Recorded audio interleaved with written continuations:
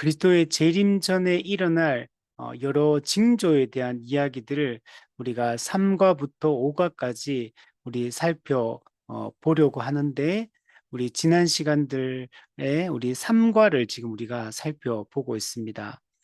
예수님의 재림 전에 다양한 징조들이 일어납니다. 근데 이 징조들은 재림 직전의 징조가 아니고 종말, 초림부터 재림까지 이 전체 기간을 통해 주어지는 이 종말의 징조다라고 얘기를 했습니다. 이 종말의 징조 중에 여러 가지가 있다고 했는데, 세계 복음화가 이루어지고 또 박해가 일어나고 배교가 일어나고 또 역사와 자연에 대한 하나님의 심판이 있을 것임을 이야기를 하고 있습니다. 우리 요한계시록에 나오는 7그 심판 시리즈가, 거기에 보면 이런 내용들이 다 담겨 있고 또 역사와 자연에 대한 이 심판들도 이게 나타나 있는 것을 볼 수가 있습니다. 근데 크게 우리가 좀 생각해 봐야 될 부분은, 우리가 종말의 징조라고 할 때 예수님의 성육신 그 자체가, 예수님의 이 땅에 오심 그 자체가 사실 종말의 징조고, 또 성령이 오시는 것이 종말의 징조고, 교회가 탄생한 것이 종말의 징조고, 그 교회가 복음을 전파하는 것이 종말이 시작되었다는 걸 보여주고, 교회가 복음을 따라 믿음으로 살아갈 때 박해와 고난을 받고 또 교회 안에 배교 현상이 일어나고, 이 모든 것들이 모두 다 이 종말의 징조라고 이야기를 할 수 있습니다. 그래서 우리는 이미 이것이 2000년 전에 시작되었다는 걸 알고 있어요. 그러니까 이미 2000년 전에 종말이 여러분 시작이 된 겁니다. 그리고 종말이 시작되었다는 얘기는 우리가 마지막 때를 살고 있다는 얘기예요. 말세를 살고 있다는 이야기고, 모든 것이 종결될 때를 지금 살고 있다. 그러니까 구속사에서 우리가 살고, 구속사적 맥락에서 생각해 보면 마지막 끝 지점을 지금 살고 있다라고 얘기를 해야 됩니다. 그 예를 들면 우리가 우리의 목적지가 여기서 101m에서 100m, 100m가 우리의 목적지 끝이라면, 종말이 시작됐다는 얘기는 우리가 한 80m쯤 왔다, 뭐 90m쯤 왔다, 이런 게 아니에요. 마지막 99.99m까지 와 있다는 게 종말 시작됐다는 말인 거예요.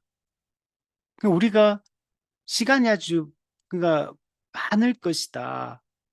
우리가 아직까지 뭐 전체에 한 뭐 80%, 90%좀 와 있다, 이런 게 아니고, 그냥 쉽게 얘기하면 종말이 시작됐다는 얘기는 100m 경주에 99m까지 와 있어서 이제 바로 끝에 도달해 있다는 걸 얘기를 하는 거.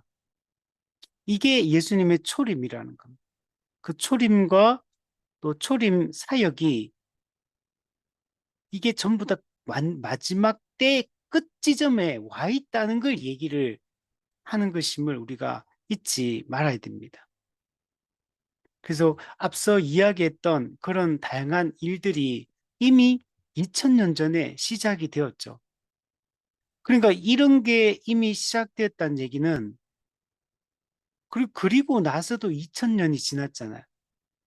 그러면 정말 우리가 끝 지점에 와 있다는 걸 항상 생각하고, 우리의 때가 이 땅에서 많을 것이라는 생각들을 우리가 하지 말아야 되는 겁니다.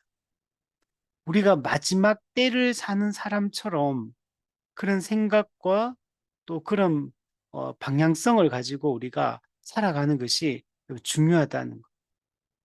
그래서 종말이 왔다, 종말이 오기 전과 종말이 온 거는 전혀 새로운 세상을 우리가 지금 살고 있다는 의미로 우리가 받아들여야 되고, 우리가 종말을 사는 사람처럼 이미 종말 기간 안에 우리가 들어와 있다는 사실들을 생각하며 살아가는 것이 중요합니다. 그 중에서 우리는 이 종말의 징조 중에서 하나님의 은혜를 잘 보여주는 내용이 뭐냐면 이 복음이 온 세상을 향해서 선포되기 시작했고 누구든지 이 복음을 들을 수 있는 이런 시대 속에 우리가 살고 있다는 사실입니다. 이 복음이 제한적으로 이스라엘 사람들에게만 전파되다가 이것이 이제는 전 세계에 있는 모든 사람들에게 이 복음이 전파되기 시작했고 모든 이방인들 중에서도 이 복음을 듣고 주께로 돌이키는 사람들이 일어나고 있다는 사실입니다. 그 유대인으로만 구성되었던 그 교회가 아니라 이제는 최초의 교회였던 안디옥 교회가 이 탄생하고 난 이후부터 그 이후에 지금 우리까지 수많은 이방 교회들이 탄생했다는 겁니다. 그래서 우리가 이미 종말이 2000년 전에 시작되었고 이제 종말이 시작되었다는 얘기는 이제 곧 예수님의 재림과 이 역사의 종교를 의미한다는 걸 기억을 해야 됩니다. 예수님은 언제든지 도둑같이 갑자기 오실 수 있는 종말론을 오해하는 사람들이 말하는 것처럼 어떤 예수님이 재림할 수 있는 어떤 조건을 만족시키면 예수님이 재림할 것이라는 이런 생각들을 갖지 말아야 돼. 초림 사역이 성취된 그때부터 예수님은 언제든지 올 수 있는 모든 조건이 모든 구속사의 사역들이 다 이미 완성되고 성취되었다라는 것들을 기억을 해야 됩니다. 그래서 항상 우리는 예수님의 재림이 임박해 있다. 종말이 시작됐다는 얘기 자체가 재림에 임박해 있다는 걸 얘기를 하는 거. 그래서 항상 정신을 차리고 깨어 있을 것을 이야기를 하고 있는 겁니다. 주님의 재림을 언제든지 예수님이 오시면 맞이할 수 있는 준비가 된 상태로 우리는 매일 매 순간을 우리는 살아가는 것이 중요합니다. 그래서 이 복음이 유대를 넘어 땅끝까지 전파되는 이 세계 복음화에 대한 이 명령이 이 구약에서부터 이 신약 성경 전체에 이르기까지 성경에 반복적으로 또 이렇게 자주 드러나고 있다는 사실들을 우리가 살펴보았습니다. 그래서 우리가 지난 시간에는 구약 성경에서 이 세계 복음화에 대해서 어떻게 이야기하고 있는지, 특히 이 복음서에서 어떻게 이 세계 복음화에 대해서 예수님께서 말씀하고 계신지에 대해서 우리가 지난 시간에 살펴보았습니다. 구약 성경에서부터 이방인들이 하나님의 백성이 될 것이고 주께로 돌아오게 될 것에 대해서 엄청 많이 이야기하고 있다라고 얘기했습니다. 그게 아브라함 언약부터 시작이 되었어요. 그 아브라함의 그 복이 그 당시 이스라엘 사람들 히브리인들에게만 해당되는 복이 아니라 그들을 통해서 모든 민족이 복을 받을 것이다 라고 얘기를 했습니다. 그래서 그때부터 수많은 이방인들이 하나님 백성으로 편입이 되는 모습들을 우리가 살펴볼 수 있었고 또 이방인 선교에 대한 수많은 그 암시와 예시들이 이 구약 성경에 등장하고 있는 것을 우리 살펴보았습니다.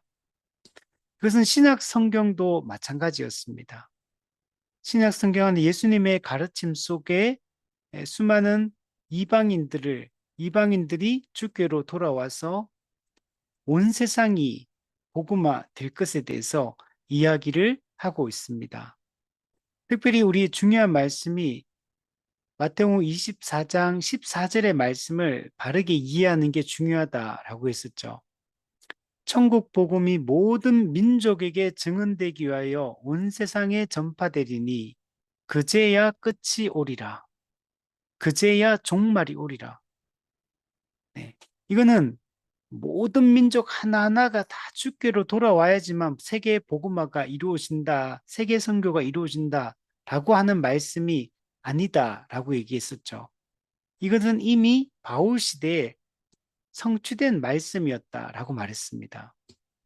이것은 복음의 보편성에 대한 얘기를 하는 거지, 세계 민족 하나하나가 다 주께로 돌아오고 그 모든 사람이 주께로 돌아오는 걸 얘기하는 게 아니다라고 했습니다. 유대인에게만 전파되던 복음이 이방인들에게도 전파되기 시작했고, 그들도 주께로 돌아와서 하나님의 참 백성인 교회가 됨으로 말미암아 이미 이 말씀은 성취된 말씀이다라고 했습니다. 그래서 샘 스톰스가 그래서 이 마태복음 24장 14절 말씀을 오늘날 21세기에 우리가 관점으로 이게 우리 시대에도 미래에 이루어질 일로 이렇게 해석하는 것은 옳지 않다. 그는 주 1세기 살았던 사람들의 그 제한된 관점에서 비추어서 읽어야 하고, 주 1세기 그때 이미 이건 성취된 것으로 이해해야 된다라고 얘기했습니다. 그래서 AD 70년에 이미 성취되었고, 그리고 이건 여기서 말하는 천국 복음이 온 세상에 전파된다 할 때 이 온 세상은 로마 제국을 로마 제국이 땅끝이었고 거기에 복음이 전파되는 것으로 이해를 해야 된다. 그리고 땅끝까지 당시 로마 제국에 복음이 전파되었다는 것은 골로새서에서 사도 바울이 하는 말들을 통해서 우리는 확인할 수 있었습니다. 이 복음은 천하 만민에게 전파되었다. 이 복음은 너희 중에서와 같이 또한 온 천하에서도 열매를 맺어 자란다. 로마서 10장 18절 그 소리가 온 땅에 퍼졌고 그 말씀이 땅끝까지 이르렀다. 그러므로 우리가 이 마태복음 24장 14절 말씀을 모든 민족을 포함하는 세계복음화 이런 의미로 일반적으로 사용하듯이 그렇게 이해하면 이 세계복음화는 아직 이루어지지 않은 것으로 우리는 이해를 해야 돼요. 그러면 모든 민족이 각각 주께로 돌아오는 그때가 세계복음화가 되는 때로 해석하게 되고, 그러면 세계복음화 이게 안 이루어졌으면 지금은 절대로 예수님이 올 수 없는 시기가 되는 거죠, 신학적으로. 왜냐면 세계복음화가 온 세상에 땅끝까지 보면 전파돼야지 주께서 오신다, 끝이 온다 그러니까 그걸 그렇게 해석하면 세계복음화라는 전제 조건이 없으면 예수님의 재림은 불가능해지는 거죠.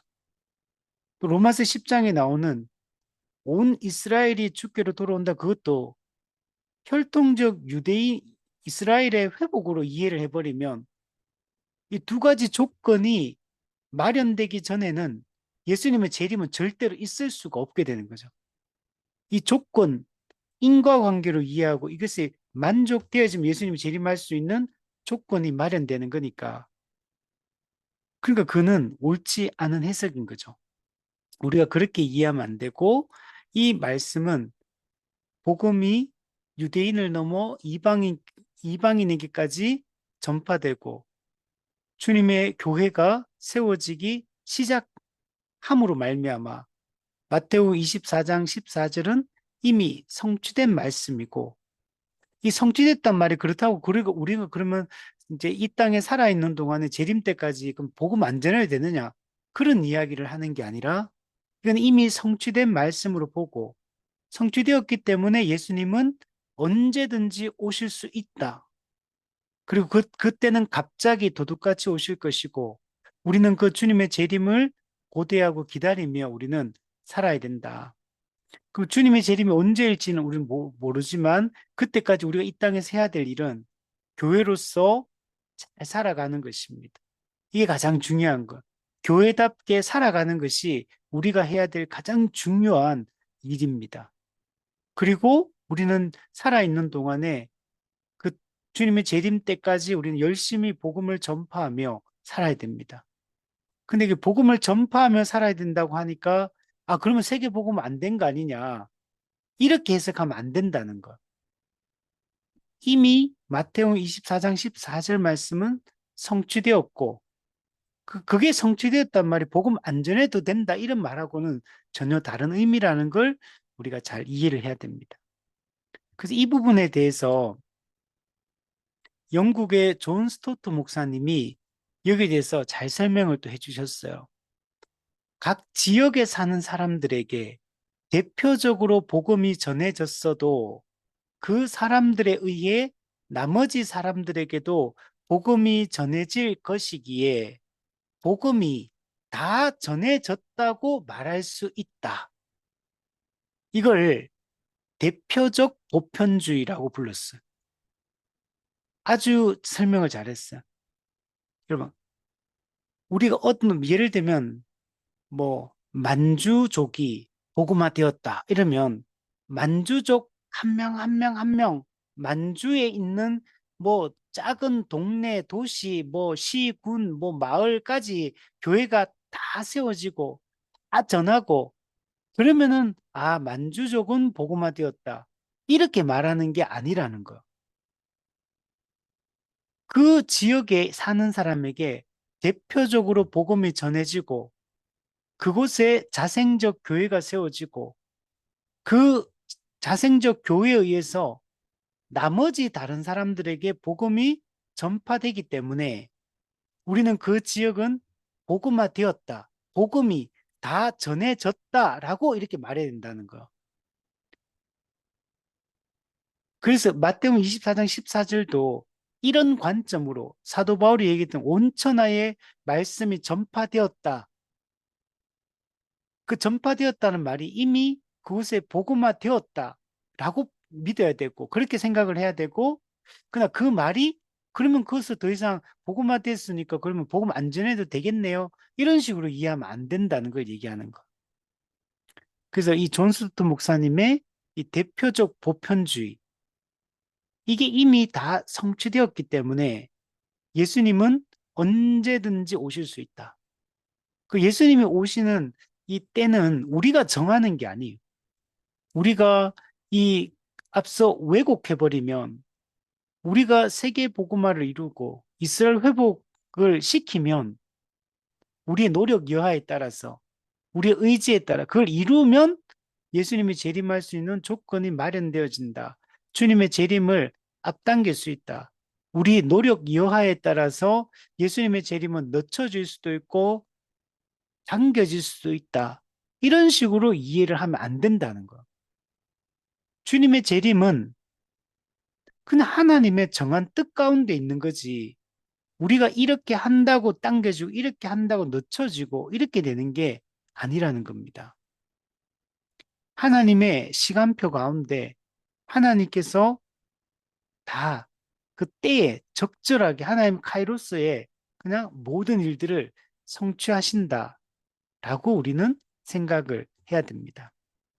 그래서 우리가 지난 시간에 구약에서부터 우리 마태복음 복음서까지 이 세계 복음화에 대한 기본 맥락들을 우리가 한번 살펴보았고 오늘은 이제 이방인 선교가 본격적으로 시작되는 이 사도행전 그리고 또 특히 바울서신 그리고 요한계시록의 아주 몇 가지 핵심적인 본문들을 통해서 이 세계 복음화가 종말의 징조, 재림 직전의 징조가 아니라 종말이 왔다는 징조, 종말이 시작되었다는 징조라는 것을 우리가 이해를 할 수 있었으면 좋겠습니다.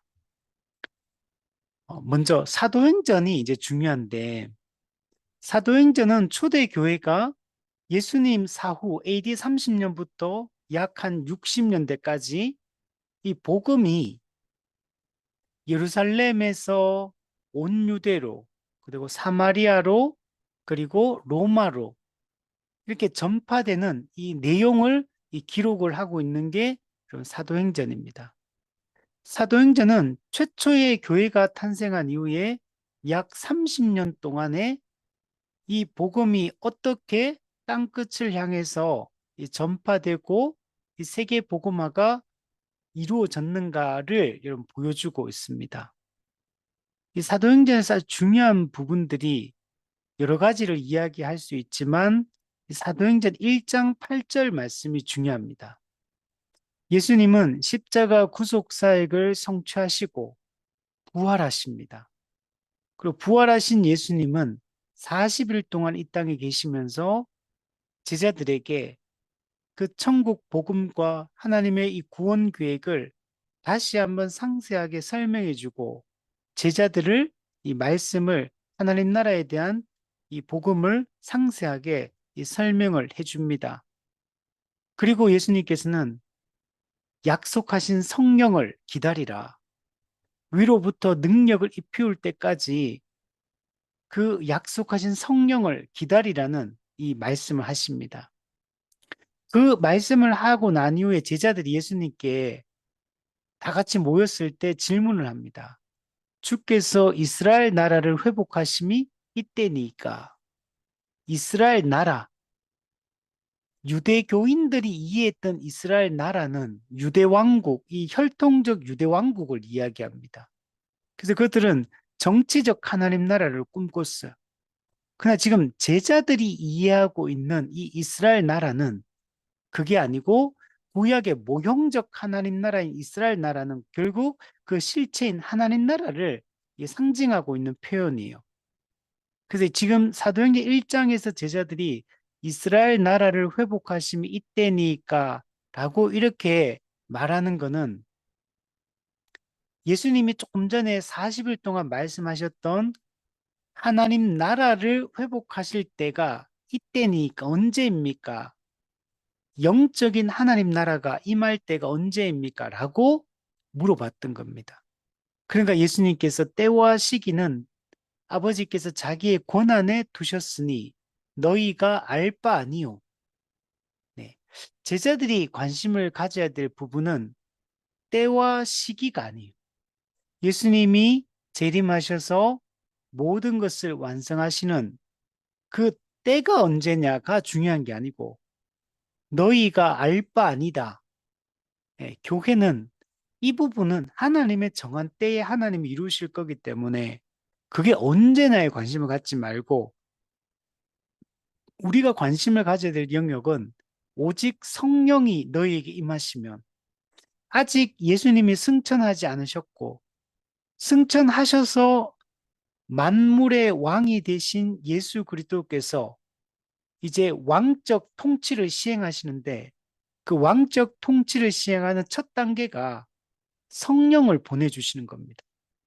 구약에 약속하셨고 신약에 예수님께서도 약속하셨던 그 성령님을 이제 보내주시는 거. 이게 이제 첫 번째 예수님의 이 사역, 통치 사역의 아주 가장 중요한 부분이에요. 그죠? 그래서 이 성령이 너희에게 임하시면 너희가 권능을 받게 된다. 즉, 이 제자들은 자기 힘으로 이 땅에서 살아가는 자들이 아니에요. 성령이 임하셔서 성령이 주시는 그 권능을 받을 때 교회답게 살아갈 수가 있게 됩니다. 그리고 그리스도의 십자가 복음으로 세운 이 교회의 사명을 감당하며 살아갈 수 있게 됩니다. 예수님은 하늘과 땅의 모든 권세를 받으신 분이에요. 하늘과 땅의 모든 권세를 받으신 예수님께서 오순절에 성령을 보내주심으로 우리에게 권능을 여러분 주시는 겁니다. 그래서 우리는 그 성령의 권능으로 예루살렘과 온 유대와 사마리아와 땅 끝까지 이르러 이 복음의 증인으로 살아가게 되는 것입니다. 그것이 이 땅에서 우리가 교회가 감당해야 될 이 사명입니다. 그 사도행전 1장 이 8절 말씀이 그래서 중요한 겁니다. 우리가 이제 교회가 되었고 교회답게 이 땅에서 살아가면서 우리가 감당해야 될 중요한 사명이 이 천국 복음을 성령의 권능으로 땅 끝까지 전파하며 교회의 존재 목적인 예배를 드리는 것. 우리 교회 3대 사명이 있거든요. 이 3대 사명은 그냥 놓은 게 아니에요.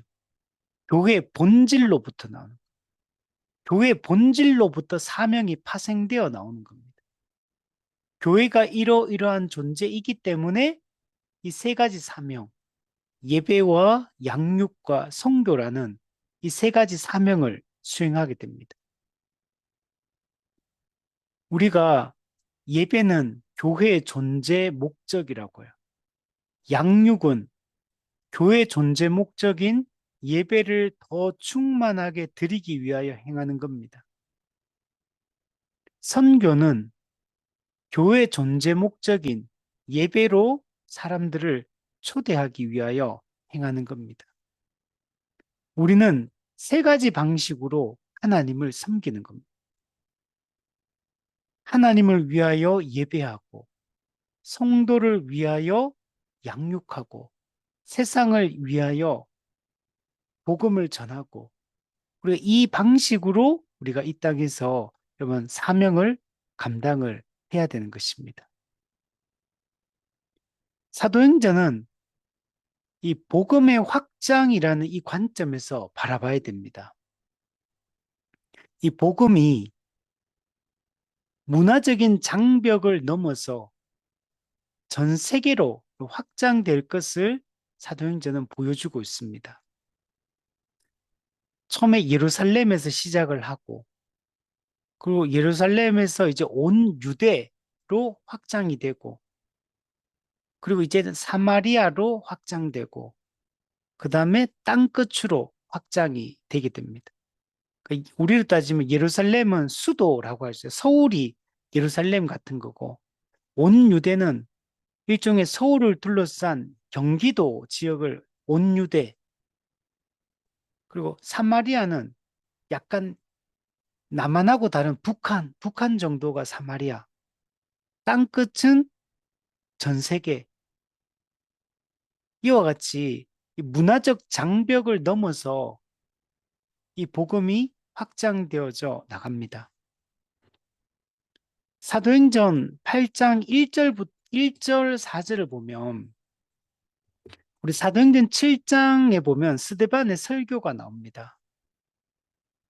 스데반 설교가 있고 마지막 부분에 보면 스데반이 복음 때문에 순교하는 장면이 나옵니다. 그리고 사도 바울은 그때 그 스데반의 순교의 현장 최초의 기독교 순교자 이 스데반의 순교 때 사도 바울이 그 당시에는 이제 사울이라고 표현됐죠.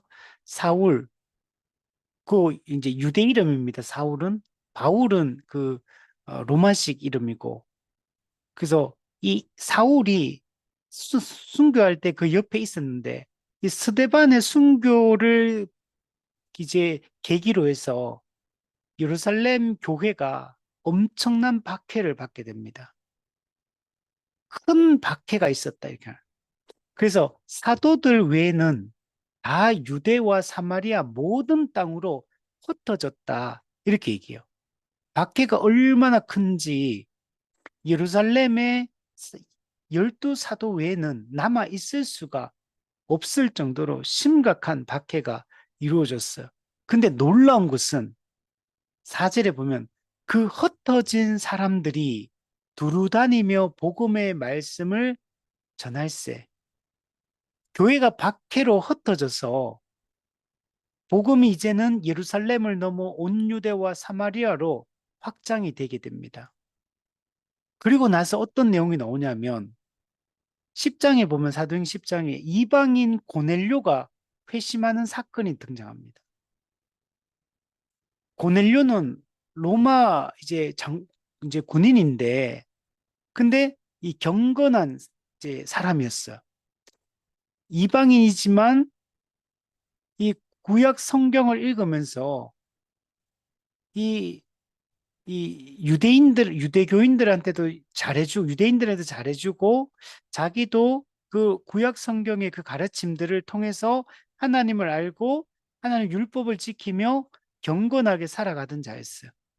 그러나 아직 성령을 받지 않았고, 이 복음의 핵심적인 진리들을 아직 깨닫지 못한, 아직 구약의, 구약 시대에 머물러 있는, 예언약에 머물러 있는 이런 이방인, 이 유대교를 개종한 일종의 이제 이런 사람이요.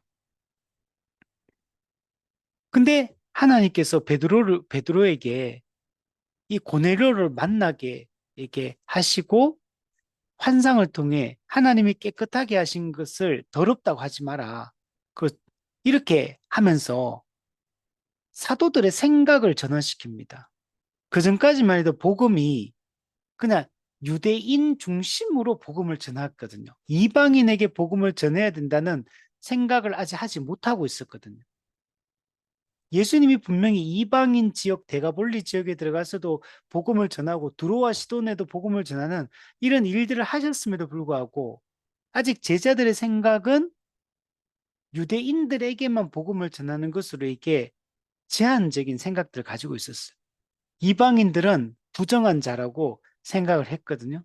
근데 이 하나님께서 이 환상을 통해 이 하나님이 이방인들도 깨끗하게 하셨고 하나님께 이방인들도 받으신다는 것을 이 알게 하심으로 그때부터 사도들이 이 생각이 전환되어서 하나님의 뜻이 이 유대인들에게만 있는 게 아니라 유대인을 넘어 이방인들에게도 이 천국 복음이 전파되고 그들이 주께로 돌아와야 된다. 그게 하나님 뜻임을 깨닫게 됩니다.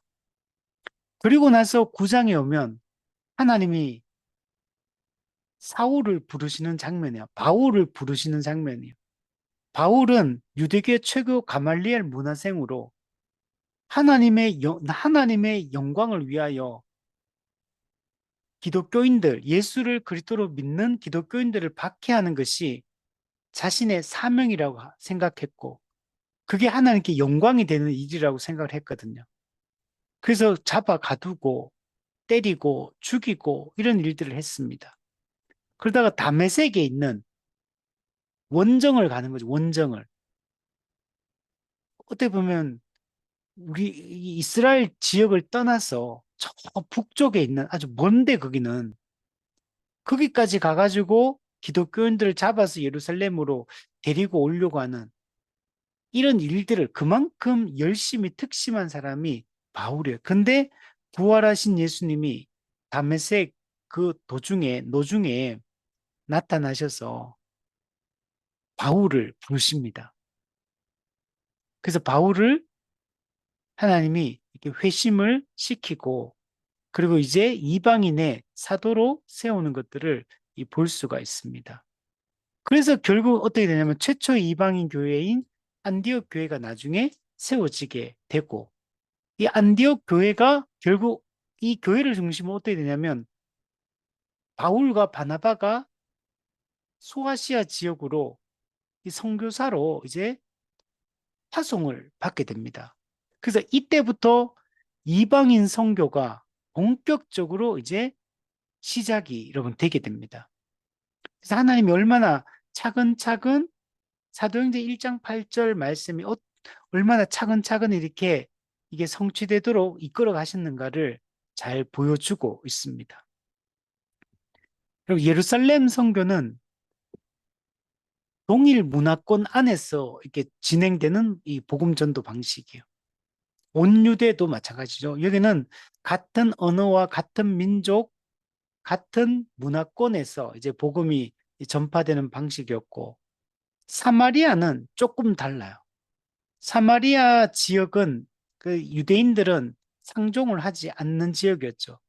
과거에 남유다와 북이스라엘 왕국으로 나눠지고, 여기서 북이스라엘 왕국이 아수르 제국의 멸망을 당하면서 그 아수르 제국이 유대인들을 그 사마리아 그 북쪽 10개 지파들을 아수르로 데리고 포로로 끌어가서 가고 또 그쪽에 있는 그 아수르 사람들을 사마리아 땅으로 데리고 와가지고 이렇게 혼합시켜 버리죠. 그래서 이 사마리아 지역은 온전한 이스라엘 혈통이라고 볼 수가 없는 지역이죠. 그래서 여기는 완전한 동일 문화권도 아니고 완전한 타문화권도 아닌 약간은 이중적인 이런 문화권에서 이 복음이 전파되기 시작한다라고 볼 수 있어요.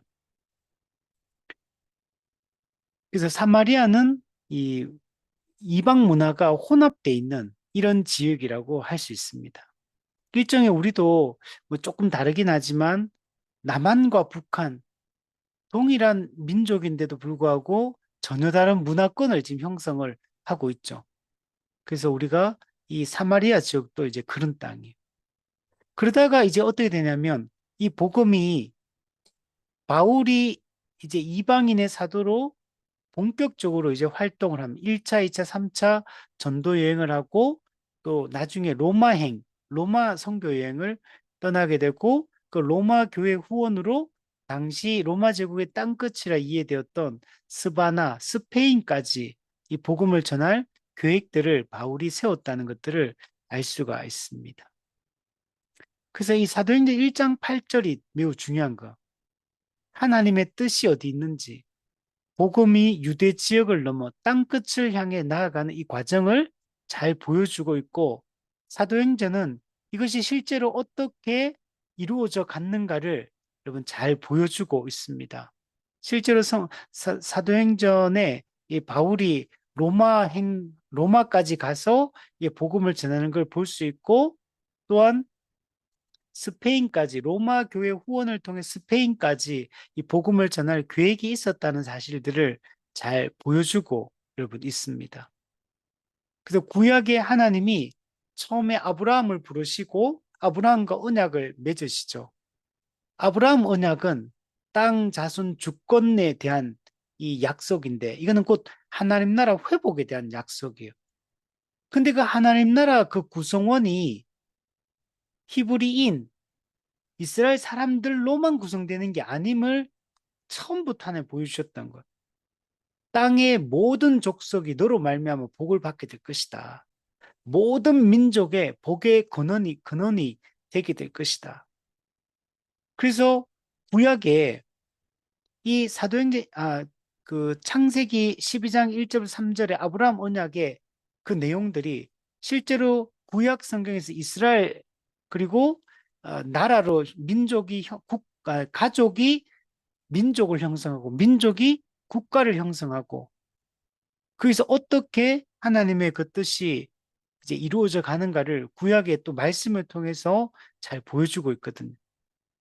근데 이게 구약에서부터 하는 말씀할 이 약속들이 실제로 이 사도행전에서 성취되었다는 것을 우리는 잘 알 수가 여러분 있습니다. 교회사 최초의 이 본격적인 이 세계 선교, 세계 복음화는 사도 바울을 통해서 이루어집니다. 물론 사도 바울 혼자 한 건 아니죠. 12사도들이 또 12제자들이 복음을 전했죠. 주로 유대인을 중심으로 이제 복음을 전파했어요. 그러나 또 이방인들도 그들이 복음을 전했다는 것들을 알 수가 있습니다. 뭐 우리 성경에 기록은 없지만 뭐 도마 같은 경우도 인도까지 가서 복음을 전했다. 뭐 이런 뭐 이야기들도 막 나오거든요. 근데 물론 그거는 확인되는 건 아니니까 성경이 없으니까 어쨌든 간에 그들이 주된 복음 전파의 대상이 유대인이었지만 그러나 그들도 이방인들에게도 복음을 전했다는 것들을 알 수가 있습니다. 근데 이 본격적인 이방인 선교를 위해서 하나님은 사도 바울을 부르셨던 겁니다. 그리고 이방인의 사도가 되게 하셔서 이 모든 일들을 행하는 것들을 볼 수 있습니다. 사도행전 9장에 이 바울의 회심 사건이 이 기록이 되어 있어요. 바울은 예수님을 따르는 제자들에 대해서 위협과 살기가 등등했다. 바울은 유대교에 대한 흑심을 가지고 있었습니다. 그래서 기독교인들을 위협하고 죽이고 하는 것이 하나님을 위한 일이라고 생각했고, 그래서 대제사장으로부터 공문을 받아서 다메섹에 있는 회당에 가서 이제 사람들을 잡아오려고 했는데, 가는 도중에 호련히 하늘로부터 빛이 비추고, 사울아 사울아 네가 어찌하여 나를 박해하느냐. 근데 바울이 사실은 사울이 박해했던 사람은 그 기독교인들을 박해했거든요. 근데 예수님께서는 기독교인들을 향한 그리스도인을 향한 박해는 곧 나를 향한 박해다. 나를 박해하느냐 이렇게 물어봐요. 그 바울이 주여 누구시니까라고 말하니까 나는 네가 박해하는 예수다. 네가 박해하는 예수다. 이렇게 말씀을 합니다. 그리고 그 이후에 예수님께서 아나니아라는 제자에게 말씀합니다. 가서 이게 바울을 만나라. 그러니까 바울은 사람 제자들을 죽이는 사람입니다. 그러니까 그런데 하니까 예수님께서 아나니아에게 그는 내 이름을 이방인과 임금들과 이스라엘 자손들에게 전하기 위하여 택한 나의 그릇이다. 이렇게 예수님께서 말씀합니다. 그러니까 바울도 이 유대인들에게도 복음을 전합니다. 그런데 주된 복음 전파의 대상이 이방인이었다. 라는 그 이방인 전 선교를 위해서 예수님께서 직접 택한 나의 그릇이다. 이렇게 말씀을 하고 있습니다. 그래서 바울은 이 로마스나 갈라디아서 말씀을 보면 이방인들에게 복음을 전파하기 위해 부름을 받았다는 사실들을 잘 보여줍니다. 로마서 15장 16절 말씀을 보면 이 은혜는 곧 이방인을 위하여 그리스도 예수의 일꾼이 되어 이방인을 위하여 그리스도 예수의 일꾼이 되어 하나님의 복음의 제사장 직분을 하게 하사 이방인을 제물로 드리는 것이 성령 안에서 거룩하게 되어 받으실 만하게 하려 하십니다. 이방인을 위하여 이방인을 제물로 드리는 것이 바울의 역할이었다라는 걸 볼 수 있고 갈라디아 2장 말씀에도 보면 내가 무할례자에게 복음 전함을 맡은 것이 베드로가 할례자에게 맡음과 같은 것을 보았고 베드로에게 역사하사 그를 할례자의 사도로 삼으시니가 또한 내게 역사하사 나를 이방인의 사도로 삼으셨느니라. 예, 할례자의 사도, 무할례자의 사도, 유대인의 사도, 이방인의 사도.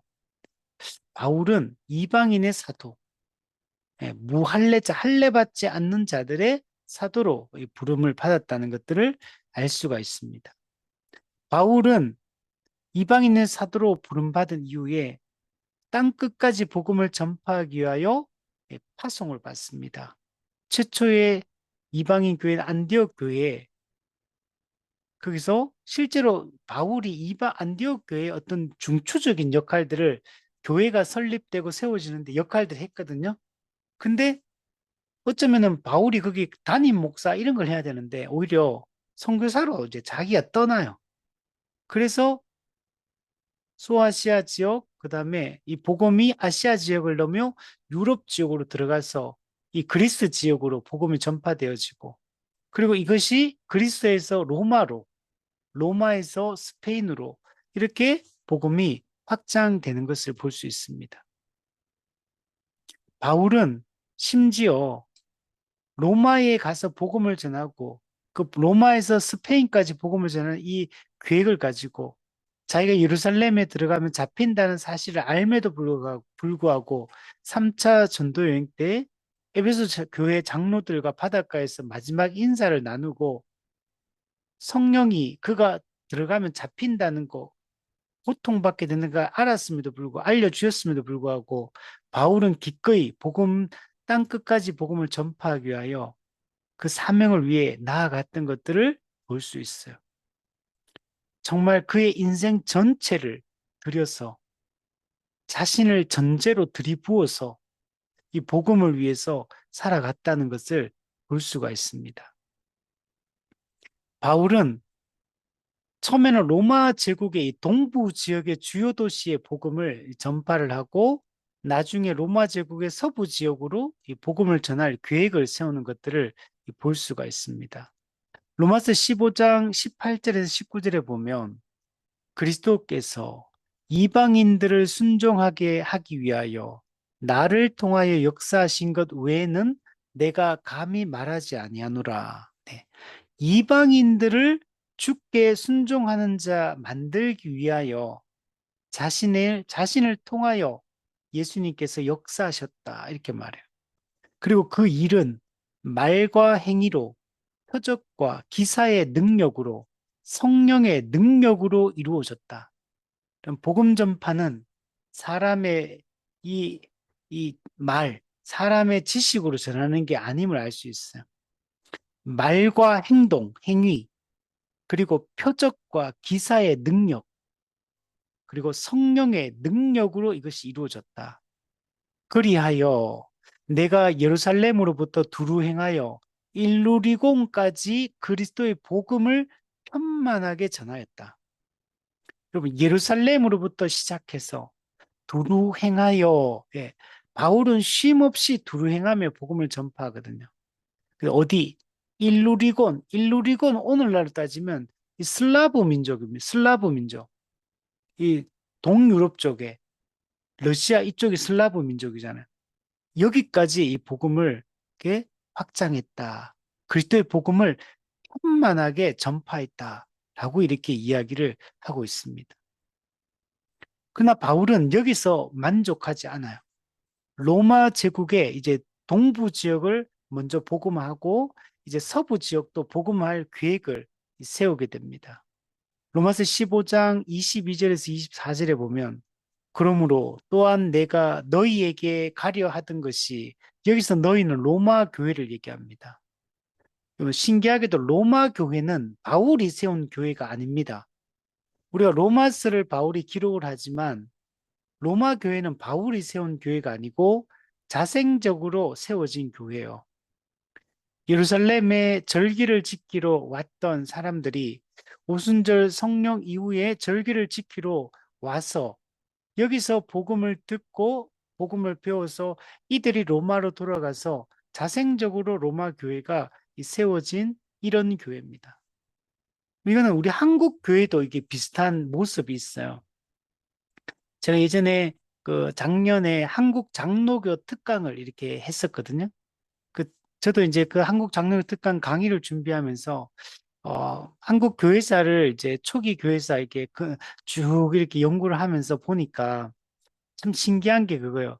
한국 교회는 외국 선교사들에 의해 물론 이제 교회가 탄탄하게 세워진 건 맞는데 한국 교회는 그러니까 근본적으로 따지면 외국 선교사들에 의해 세워진 게 아니에요, 최초로.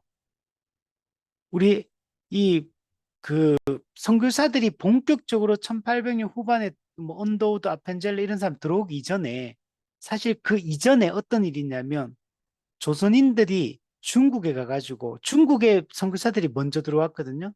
그래서 중국에서 거기서 들어가가지고 이미 복음을 듣고 예수 믿고 세례받은 자들이 이미 있었어요. 그리고 그리고 외국 선교사들, 중국의 선교사로 갔던 사람들이 거기서 중국에서 조선에 대한 이제 소문을 듣고 조선 선교에 대한 꿈을 꿔요. 그리고 그때 이 외국인 선교사가 중국에서 성경 번역을 먼저 합니다.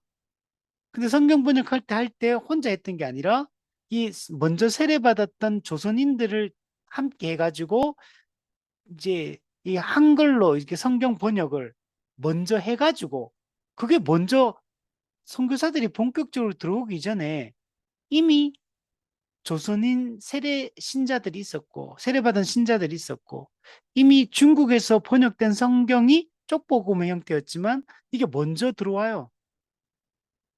이 한국 선교가 놀랍게 이루어졌다는 것들을 알 수 있습니다.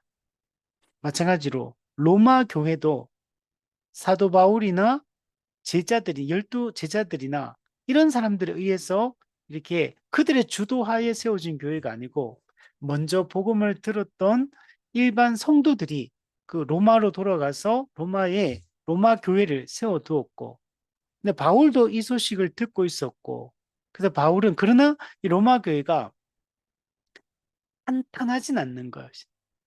교리적으로 신학적으로 복음이 충만하고 선명하고 체계적이고 자세하진 않았어요. 그래서 사도 바울이 편지를 써서 일차적 목적은 로마 교회를 든든하게 세우려고 하는 것.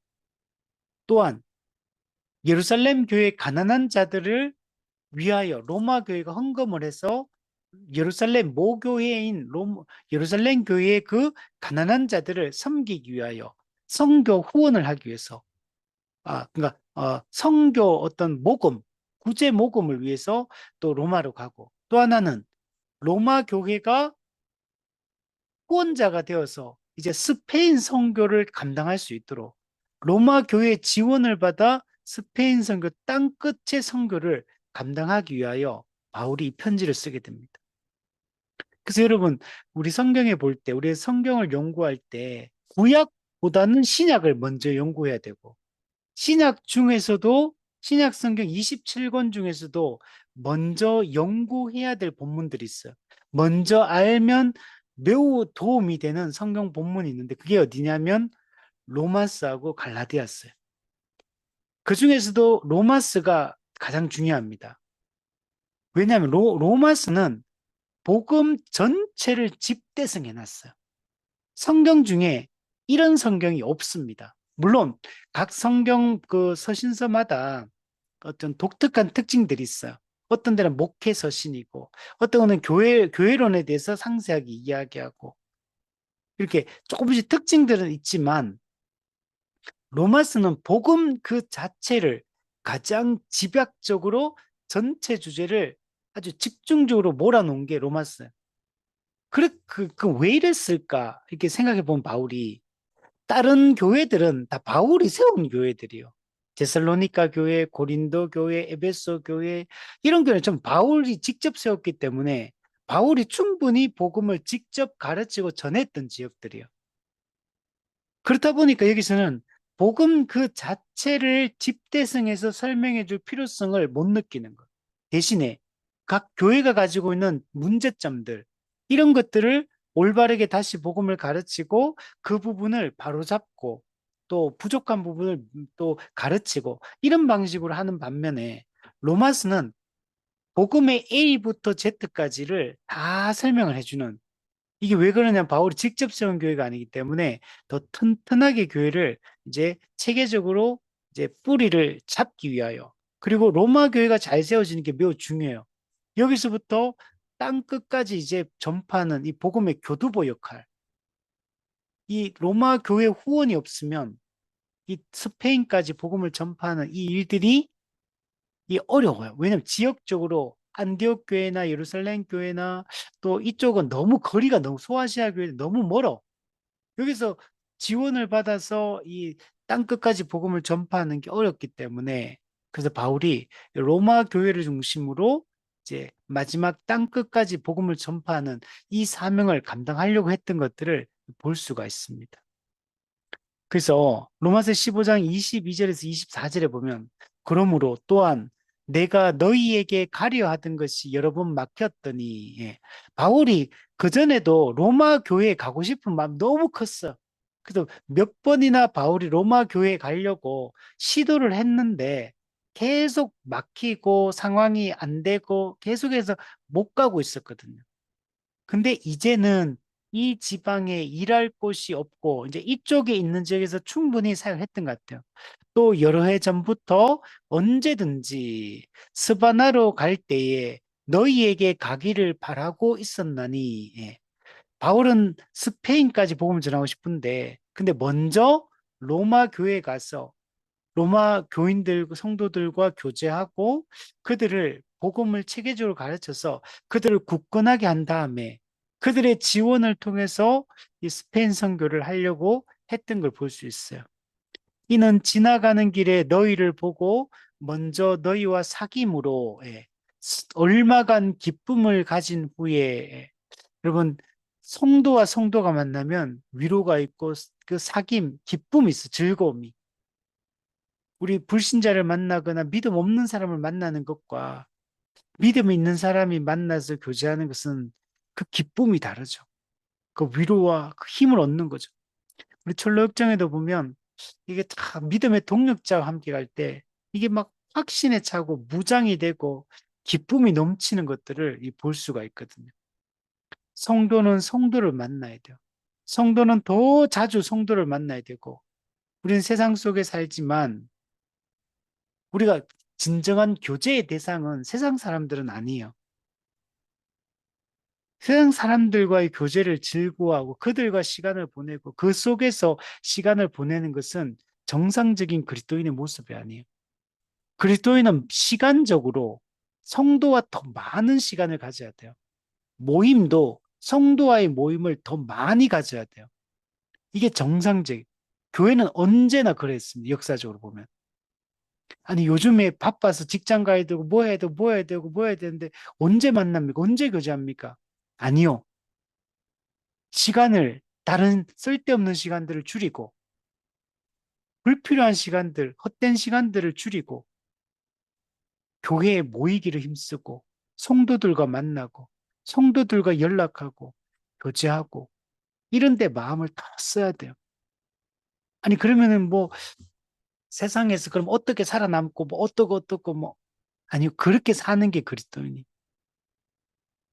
그게 우리가 이 땅에서 살아가는 방식이어야 돼. 그래야지만 마음을 지키고 믿음을 지킬 수 있어요. 안 그러면 이 세상에 그냥 물들어서 영적인 냉랭함과 무감각함과 무기력함과 무지함과 이렇게 살아갈 수밖에 없어요. 그럼 지금 우리가 한국 교회가 예전에는 모이기를 힘쓰는 교회였거든요. 그때와 오늘 현대 한국 교회 그리스도인들의 모습을 보세요.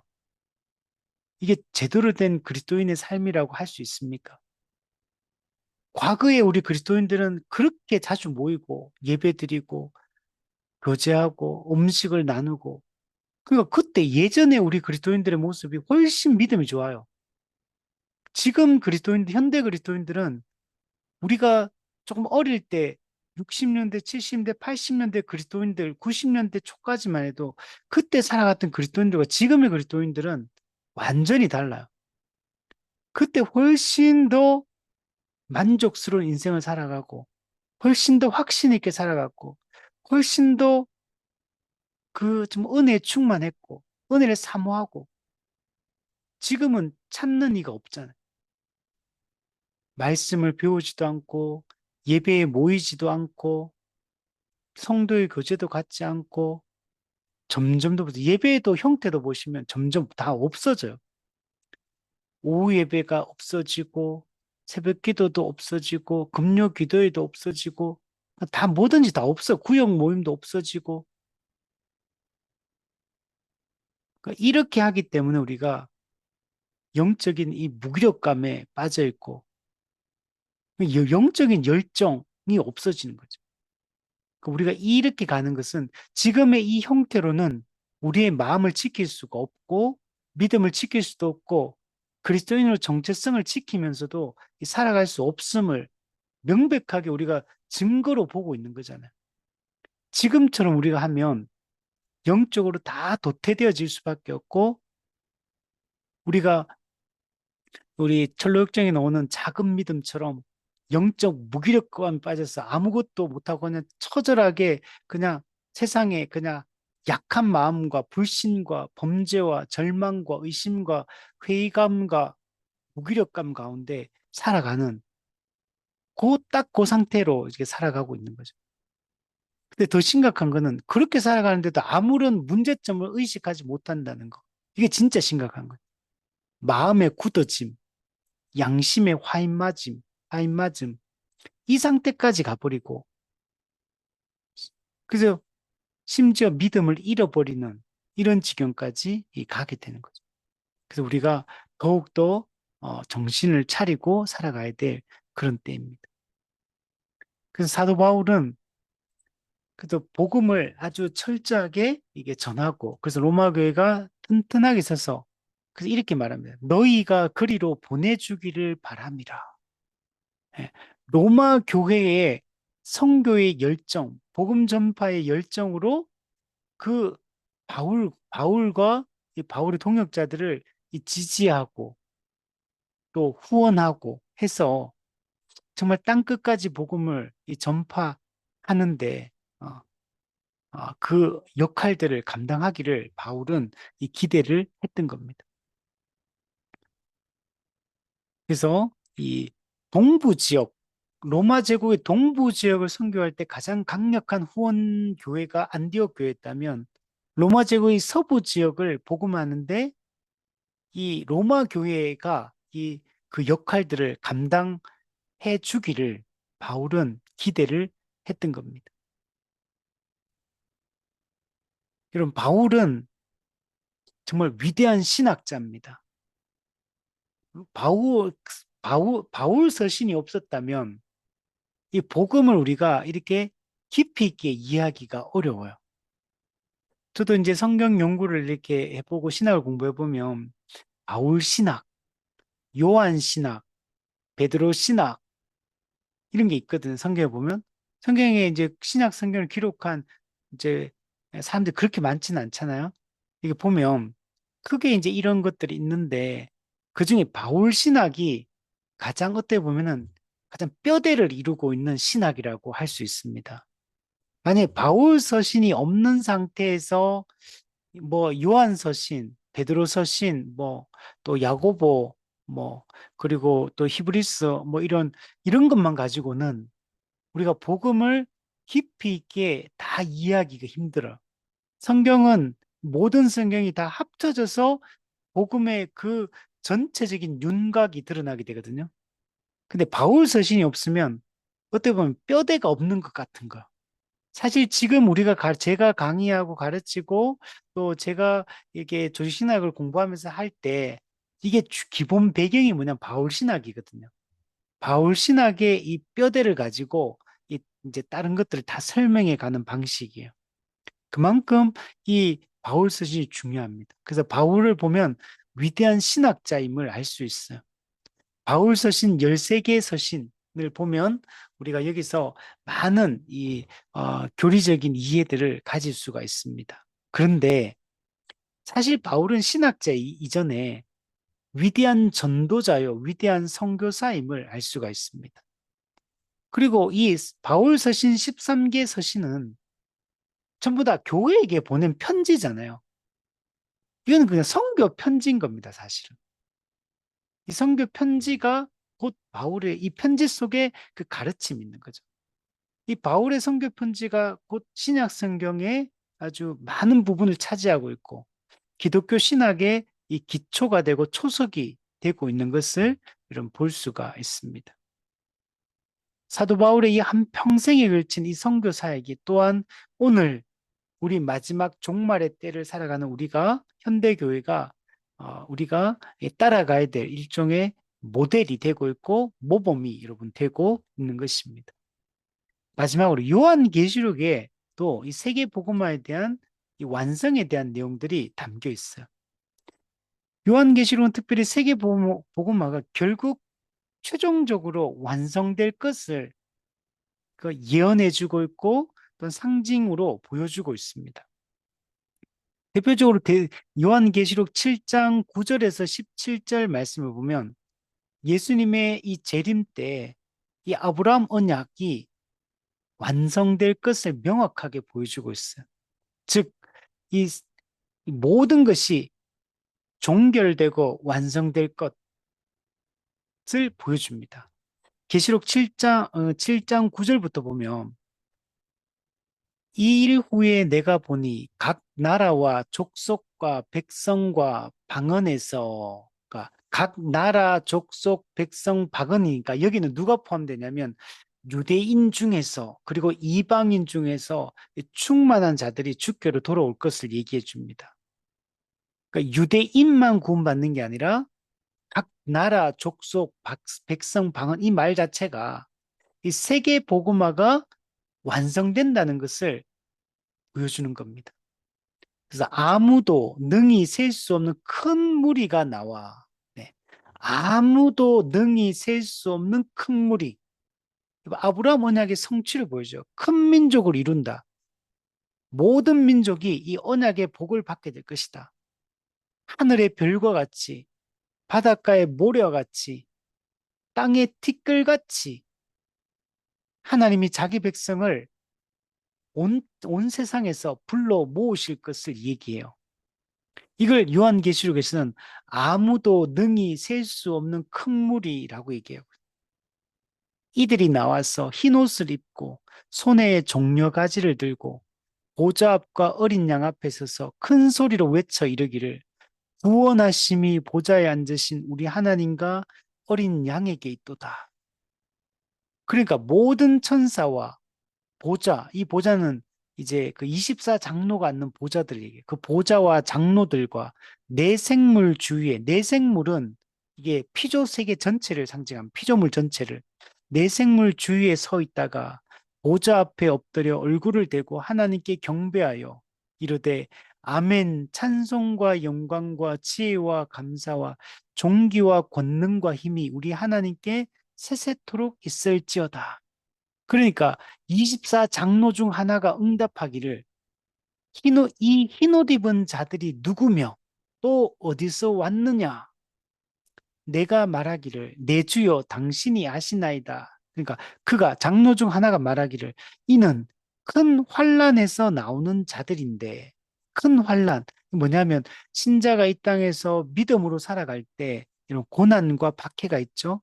우리 베드로전서 우리 수요 예배 때 제 베드로전서 설교했었는데 이 고난과 박해는 참된 믿음의 증거요. 그리스도인들이 이 바른 길을 가고 있고 이 진리 안에 서 있다는 증거가 되죠. 그래서 이 큰 환란에서 나오는 자들인데 이들은 어린 양의 피에 그 옷을 씻어 희게 하였느니라. 네. 어린 양의 피로 우리의 모든 죄의 찌꺼기를 씻어내고 흰 옷을 입게 되었다. 그리스도가 성취하신 그 의의 옷을 입게 되었다. 그러므로 그들이 하나님의 보좌 앞에 있고 또 그의 성전에서 밤낮 하나님을 섬김에 보좌에 앉으시니가 그들 위에 장막을 치시리니 네.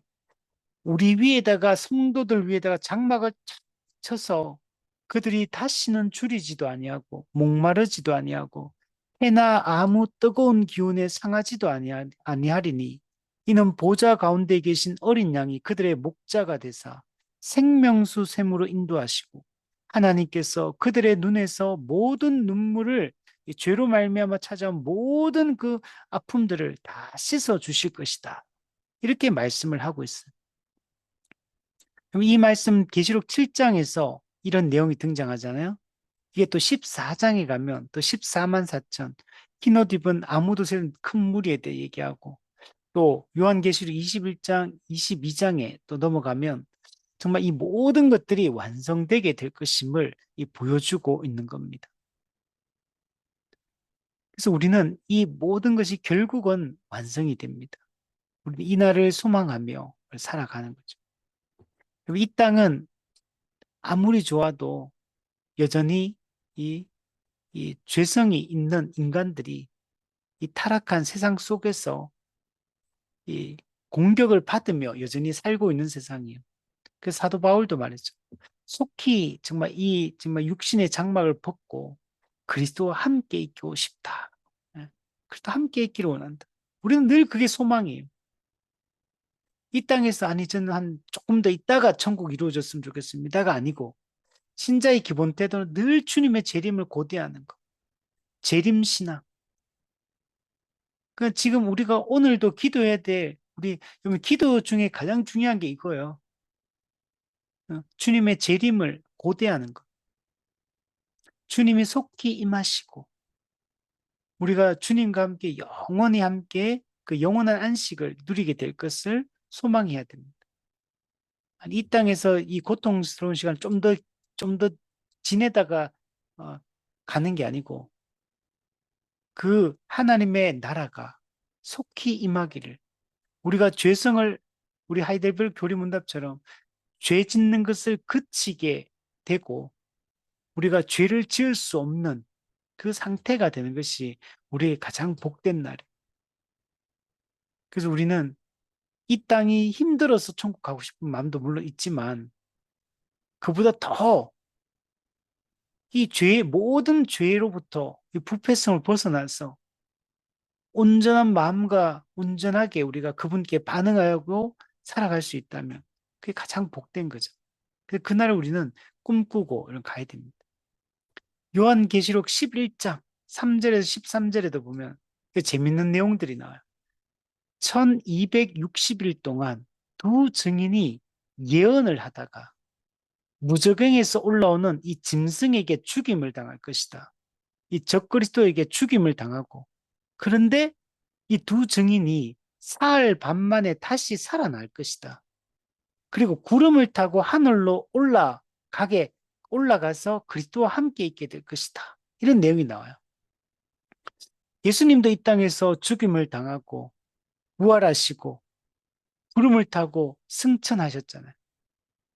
근데 이 땅에 이 두 증인도 1260일 동안 예언을 하다가 결국에는 여러분 우리가 죽임을 당하지만 그러나 살아나요 다시.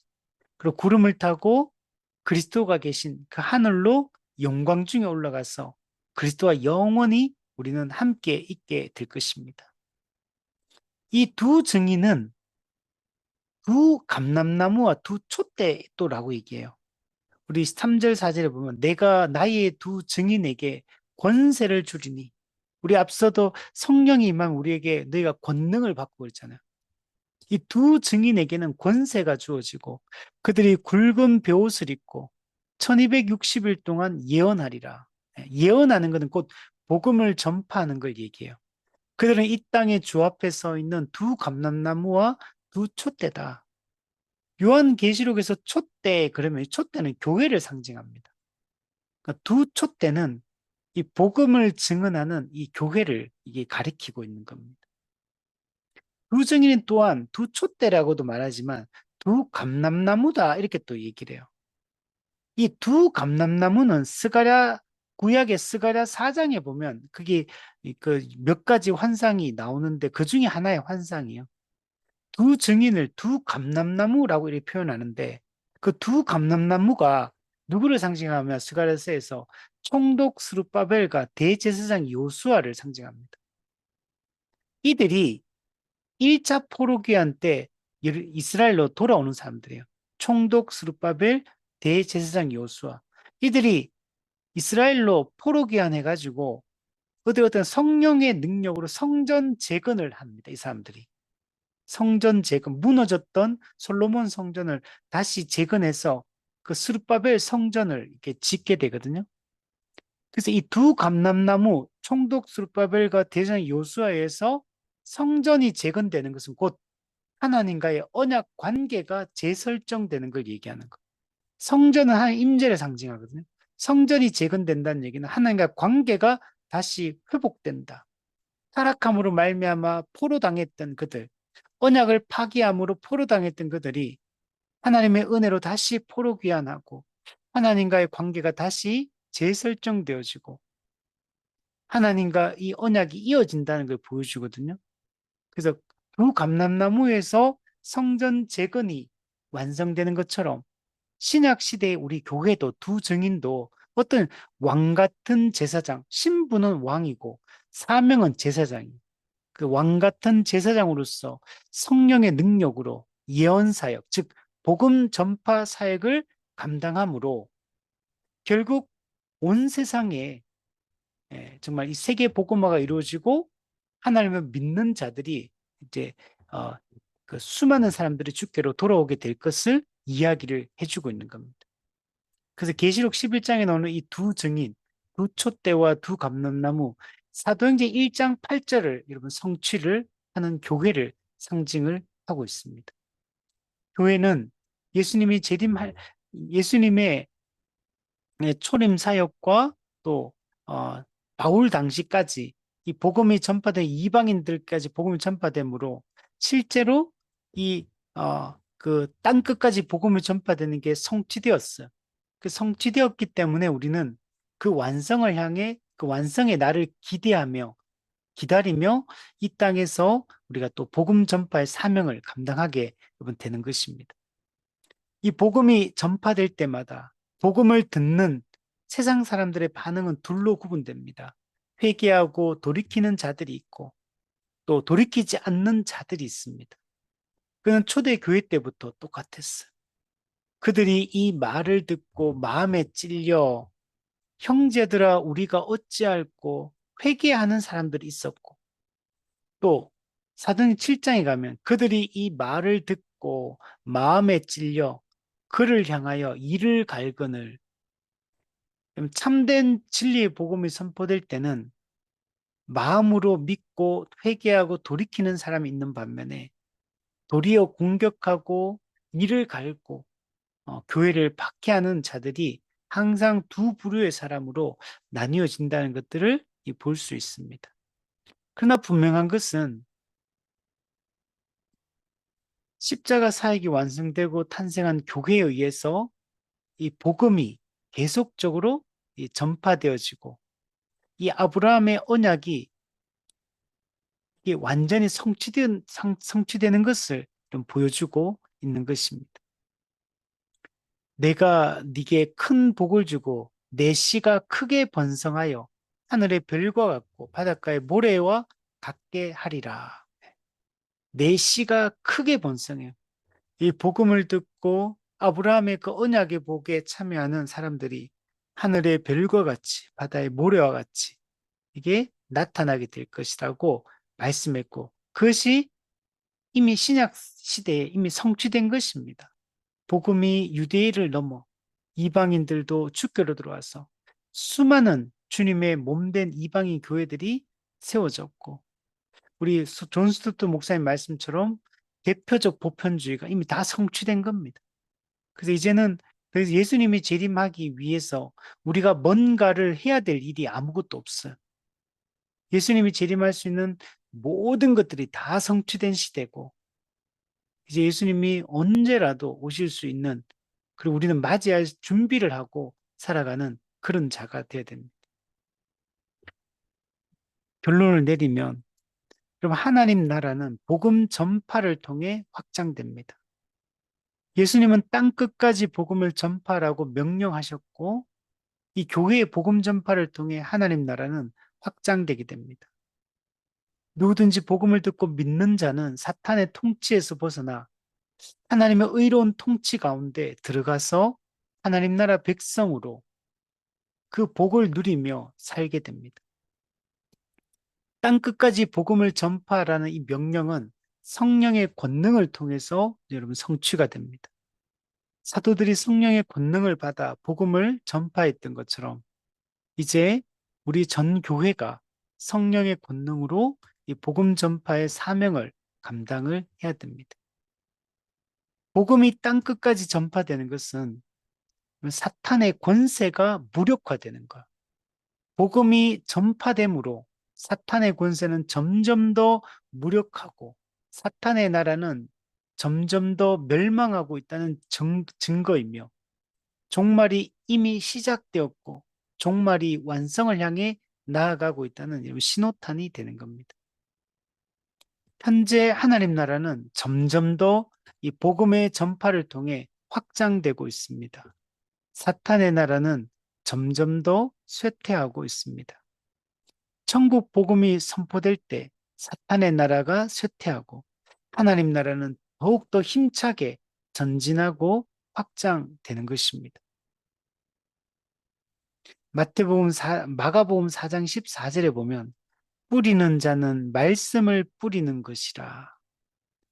말씀을 뿌릴 때 길가와 같은 사람, 가시떨기 같은 사람들도 있어요. 복음을 즉시 기쁨으로 듣지만 즉시 잃어버리는 사람들이 있어요.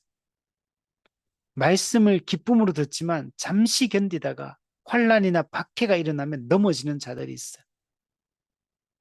말씀을 들을 때 기쁨으로 받지만 뿌리가 없어서 잠시 견디다가 세상의 염려와 재물의 유혹과 기타 욕심이 들어오면 모든 걸 막아서 결실하지 못하게 합니다. 우리 철로역정에 보면 수많은 인물들이 등장합니다. 철로역정에 등장하는 수많은 인물들 중에 결국 마지막 때 천국 가는 사람은 소수의 딱 몇 명밖에 없어요. 크리스찬, 소망, 믿음, 작은 믿음, 큰 믿음, 그리고 이제 도와주는 도움, 전도자, 목사, 그 외에는 없어요. 그 외에 수많은 인물들이 있거든요. 그 엄청 많은 인물들이 있는데 그 중에 교회 안 나오는 사람은 고집쟁이 같은 아주 소수의 사람밖에 없어요. 다들 거기 등장하는 인물들은 다 교회 다 다니는 사람들이에요. 교회 전부 다 교회 다니는 사람들이에요. 고집쟁이 빼고 다 다니는 사람들이에요. 근데 그들이 세상 지혜자 이런 몇 명 빼고 근데 어떤 사람이 다 교회 다니는데 다 중간에 다 탈락해가 다 지옥 가는 사람들이에요. 그 사람들은 다 교회 와서 열심히 봉사하고 열심히 성경에 대한 지식도 가지고 있는 사람들도 있고 종교 활동을 너무 잘하는 사람들이에요. 근데 그 사람들이 다 지옥 갑니다. 중간에 다 탈락한 시점이 다를 뿐이지 그들이 다 탈락해서 지옥에 가요. 예수님께서 말씀한 말세에 믿음을 보겠느냐. 청함을 받은 사람은 많지만 택함을 입은 자는 적으니라. 말씀을 뿌릴 때 길가와 같은 사람, 돌밭과 같은 사람, 가시떨기와 같은 세상에 대한 미련을 못 버리고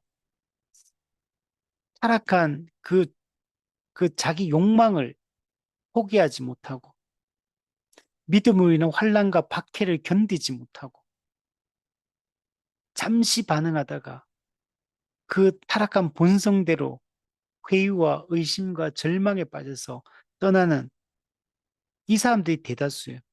그러나 이 말씀이 전파될 때 그 중에는 엘리야 시대 때 7천 명의 남은 자들이 있었던 것처럼 하나님이 남겨둔 사람들이 있어요. 제가 이번 주에 철로역정 강의하면서 그 청년들 8명 같이 공부를 했었는데 그래서 그때 물어봤어요. 우리 교회 성도들한테 얘기했던 거죠. 어릴 때부터 지금까지 내가 알고 있는 모든 지인들 중에서 교회 안 다니다가 지금 다니는 사람이 있는지 한번 생각해 보십시오. 어릴 때부터 지금까지 내가 알고 있는 친척, 친구, 이웃, 뭐 모든 사람들, 모든 지인, 직장 동료, 교회 안 다니다가 지금 새롭게 교회 다니면서 막 은혜 받은 사람이 몇 명이 있는지, 그리고 거기서 딱 한 명이 오랜만에 옛날에 알던 형을 만났는데, 우연히 만났는데 얘기를 하다 보니까 지금 교회 다니고 있다 하더라. 그래서 그거 딱 한 명 있다. 나머지 7명은 교회 안 다니다가 지금 다니는 사람은 아무도 없다.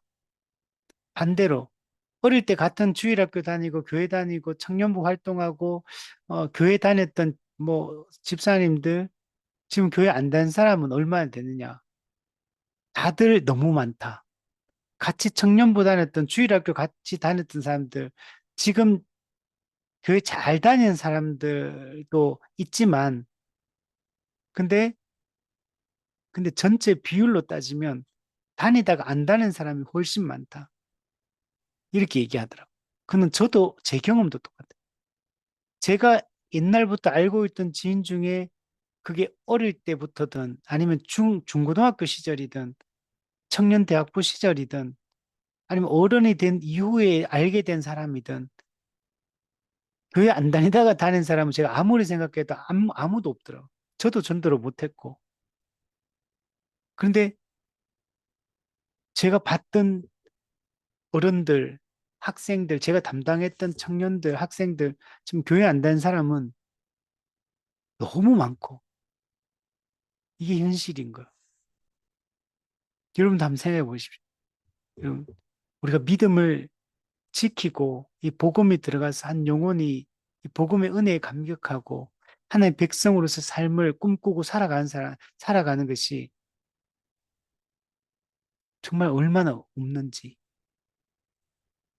우리가 더 적극적으로 말씀을 붙들고 정말 제대로 된 복음을 가르치고 이렇게 하지 않으면 우리는 한 영혼도 제대로 세워가는 것이 쉽지 않고 전도하는 것이 쉽지 않은 겁니다. 그러나 우리가 낙심하지 말 것은 말씀이 뿌려질 때 좋은 땅에 뿌려져서 말씀을 듣고 30배, 60배, 100배의 결실을 하는 자들이 있음을 우리가 믿고 우리는 이 복음을 전하는 이 사명을 놓치지 말고 우리는 한 사람 한 사람을 그냥 대충 가르쳐서는 대충 이게 도와가지고는 절대로 돌이킬 수 없다는 걸 알고 한 영혼 한 영혼을 제대로 된 말씀을 지속적으로 가르치고 기도하고 또 성도들 말씀을 배우고 그렇게 해야지만 우리가 정말 굳건한 믿음을 가지고 우리 살아갈 수 있음을 우리 알았으면 좋겠습니다. 열심히 우리가 남은 자들이 있음을 믿고 우리의 믿음을 잘 지킬 뿐만 아니라 우리가 누가 남은 자인지 알 수 없지만 열심히 우리가 기회가 되는 대로 기회를 만들어서 복음을 전하고 가르칠 수 있었으면 우리 좋겠습니다.